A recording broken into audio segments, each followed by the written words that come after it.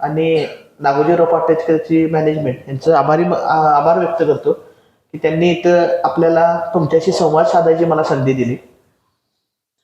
सरांनी जसं सांगितलं की ऑलरेडी शाळांच्या मध्ये अटल लॅब हा कन्सेप्ट भारत सरकारनं आणि भारत सरकारमध्ये इथं तुम्हाला खाली दिसेल बघा, मिनिस्ट्री ऑफ HRD इनिशिएटिव्ह, हे जे भारत सरकारचं डिपार्टमेंट आहे त्याच्या वतीनं ऑलरेडी हे काम सुरू केलेलं आहे. आणि ह्याच्या मागचा हेतू हा महत्वाचा काय आहे तर नोकऱ्या मागणारे नाही तर नोकऱ्या देणारे बना. कारण आता तुमच्या इथे बसलेल्या प्रत्येक बेंचवरचा मुलगा असू दे किंवा मुलगी असू दे, प्रत्येकाचं ध्येय हे आता तुम्ही 9वीला आहे, उद्या तुम्ही 10वीला जाणार. त्यानंतर तुमचं ज्यावेळी एज्युकेशन, प्रोफेशनल एज्युकेशन ज्यावेळी तुम्ही घेणार, 11वी 12वी करणार, डिप्लोमा करणार, डिग्री करणार किंवा तुम्ही जे काही शिकणार ते, त्याच्या पुढचं ध्येय काय असणार आहे? अर्निंग मनी, पैसे मिळवणे. बरोबर आहे की नाही? प्रत्येकाचं ध्येय काय असणार आहे? चांगल्या पैसे कसे मिळवायचे हे प्रत्येकाचं ध्येय असणार आहे आणि असते. तर आपण पैसे मिळवण्यासाठी वेगवेगळे मार्ग आपल्याकडे असतात. मग नोकरी करणे, छोटा मोठा बिझनेस करणे किंवा परंपरागत आपल्या घरातल्यांचा एखादा बिझनेस असतो तो चालवणे, असे बरेचसे मार्ग आपल्याकडे असतात. पण लक्षात घ्या, जे तुमच्या, आता तुमचं वय साधारणतः मला वाटते 15 वर्ष असेल, बरोबर? 15 वर्षाच्या मुलांची जी बुद्धी असते, 15 वर्ष ते 23-24 वर्षापर्यंत, त्या तुमची जी मेंदू असते, तुमची जी बुद्धी असते, तुमच्या मेंदूतनं ज्या कल्पना बाहेर पडत असतात त्या कदाचित 25 नंतर, वयाच्या 25 नंतर पडायच्या बंद होतात. म्हणून सगळ्यात महत्वाचं असते की स्टुडंट फेजमध्ये, म्हणजे 9वी 10वी पासून ज्यावेळी तुम्हाला कळायला लागते, अगदी 5वी 6वीला फार काही कळत नसते, पण 9वी 10वीला तुम्हाला कळायला लागते. तर स्टुडंट फेज पासून तुम्ही जर इनोव्हेटिव्हली विचार करायला गेला, इनोव्हेटिव्हली विचार करायला लागला, तर निश्चितपणानं मोबाईलला कशाला देते? मोबाईलला. एकदा घरात गेले की आईचा मोबाईल घे, वडिलांचा मोबाईल घे आणि गेम खेळ किंवा रील बघ, असं काहीतरी वेळ आपण टाइमपासला वाया घालवतोय. पण लक्षात घ्या, तुमच्या आत्ताची जी बुद्धी आहे, प्रत्येकाकडे देवाने काहीतरी स्पेशल गुण दिलाय आणि त्या गुणाच्या अंतर्गत तुम्ही इनोव्हेटिव्हली काहीतरी करू शकताय. हा जो शब्द आहे इनोव्हेशन, हा फार महत्वाचा शब्द आहे.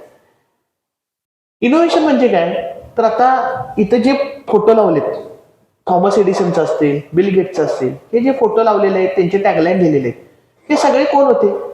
हे फार हुशार होते असा भाग नाही, पण ह्यांच्या मेंदूमध्ये किंवा ह्यांच्यामध्ये इनोव्हेटिव्ह म्हणजे जगाच्या पेक्षा वेगळा विचार करायची क्षमता होती, म्हणून ते एवढे मोठे झाले. लक्षात घ्या, हे कोण? न्यूटन आहे ना, न्यूटन माहिती आहे ना, न्यूटन सफरजन खाली पडला आणि त्याने ग्रॅव्हिटीचा शोध लावला. त्याचं मॅथ्स आणि इंग्लिश एकदम कच्चं होतं, म्हणजे मॅथ्स तर एकदम कच्चं होतं त्याचं. पण सांगायचं येतो काय की ऍव्हरेज म्हणजे ज्याची कपॅसिटी अतिशय चांगली नाही आहे, अशा लोकांनी एवढे मोठे शोध लावलेत आणि एवढे मोठे त्यांनी जगाला काय केलेलं आहे? एक दिशा दाखवून दिलेली आहे. हे कशामुळे पॉसिबल असते? तर फक्त आणि फक्त क्रिएटिव्हिटी आणि इनोव्हेशनमुळे. कशामुळं? क्रिएटिव्हिटी आणि इनोव्हेशन.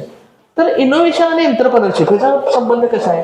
तर इनोव्हेशन एखादं करायचं असेल, जसं सरांनी 2-3 उदाहरणं सांगितली, एखादं इनोव्हेशन करायचं असेल, एखादा शोध लावायचा असेल किंवा एखादं चांगलं काहीतरी आपल्याला तयार करायचं असेल, तर सगळ्यात पहिल्यांदा तुम्हाला प्रश्न पडले पाहिजे. काय पडले पाहिजे तुम्हाला? प्रश्न. ज्याला प्रश्न पडणार तोच काहीतरी नवीन करू शकणार, आणि ज्याला प्रश्न पडत नाही त्याला काही नवीन करता येणार नाही. प्रश्नाचं इनोव्हेशन होते कधी? प्रश्नाचं उत्तर तुम्ही शोधायला लागला की मग इनोव्हेशन होते. ते लक्षात ठेवा. प्रत्येक शोध लागले ते कसे लागले? प्रश्न पडला. प्रत्येकाला काय पडला? जे संशोधक आहेत त्यांना प्रश्न पडला, आणि प्रश्न पडल्यावरती त्यांनी त्याचं उत्तर शोधलं आणि त्या उत्तरातनं काय झालं? इनोव्हेशन लागलं. तुम्हाला माहिती आहे फेसबुक माहिती आहे ना सगळ्यांना? फेसबुकची स्थापना कशी झाली? तर फेसबुकचा हे प्रश्नातनं, अशा प्रॉब्लेम मधनं त्यांनी काय केलं?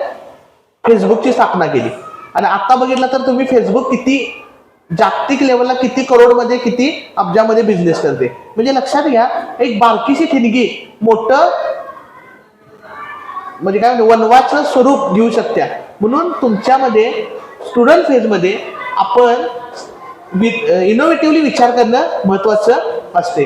म्हणून इनोव्हेशन हे शाळेतनं सुरू व्हायला पाहिजे. ह्या उद्देशानं मिनिस्ट्री ऑफ इंडिया हे आता प्रयत्नशील आहे आणि भारतातनं जास्तीत जास्त उद्योजक व्हावेत, इनोव्हेशन होऊन एंटरप्रेनर्स व्हावेत, म्हणजे उद्योजक व्हावे म्हणून प्रामाणिक प्रयत्न काय केला आता सगळीकडे सुरू आहे. आता ही कन्सेप्ट बाहेर काढून एखादा एंटरप्रेनर करायचा हे उद्देश ह्याच्यामुळं सगळ्यात मोठा आहे. तर ह्याची सुरुवात तुमच्या आत्तापासून होते, लक्षात घ्या. असं नाही की 10वी झाली मग बघूया, ग्रॅज्युएशन झाल्यावरती बघूया, असं होत नाही. इनोव्हेशनची सुरुवात, एखाद्या चांगल्या कन्सेप्टची सुरुवात ही 9वी 10वी पासून सुरू होते. म्हणून तुम्हाला आज थोडक्यात इनोव्हेशन बद्दल मी काय करणार आहे, ओळख करून देणार आहे. ठीक आहे. तर मी जसं सांगितलं, इनोव्हेशन म्हणजे काय, तर creating new ideas, methods and products. Innovation म्हणजे काय, तर आता जे एक्झिस्टिंग आहे त्याच्यापेक्षा काहीतरी नवीन तुम्ही केला तर त्याला इनोव्हेशन म्हटलं जाते. मग ते नुसता प्रोडक्टच नसते, एखादी आयडिया जरी तुमच्या डोक्यात आली, की बाबा हे एखादी गोष्ट आपण उदाहरणात सांगतो तुम्हाला, की कुणी इमॅजिन केलं नसतं 10 वर्षापूर्वी की घरात बसल्यावरती एखादं भाजी असेल, दूध असेल किंवा काही असेल, किराणा असेल, घरात येऊ शकेल. 10 वर्षापूर्वी कुणी इमॅजिन केलं नव्हतं. पण आता तुम्ही काही जरी तुम्हाला घ्यायचं असेल तर तुम्ही घर बसल्या मागवू शकता का नाही? ही आयडिया आहे. काय ही आयडिया आहे, लक्षात ठेवा. तुम्हाला ऍपलचा मोबाईल माहिती आहे सगळ्यांना? माहिती आहे का नाही? ऍपल स्वतः मोबाईल तयार करत नाही.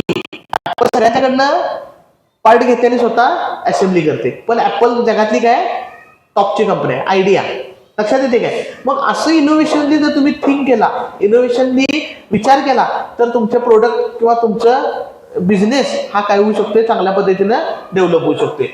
आता बघा, नवीनच ह्याच्यावरती तुम्ही अभ्यास करणं गरजेचं आहे.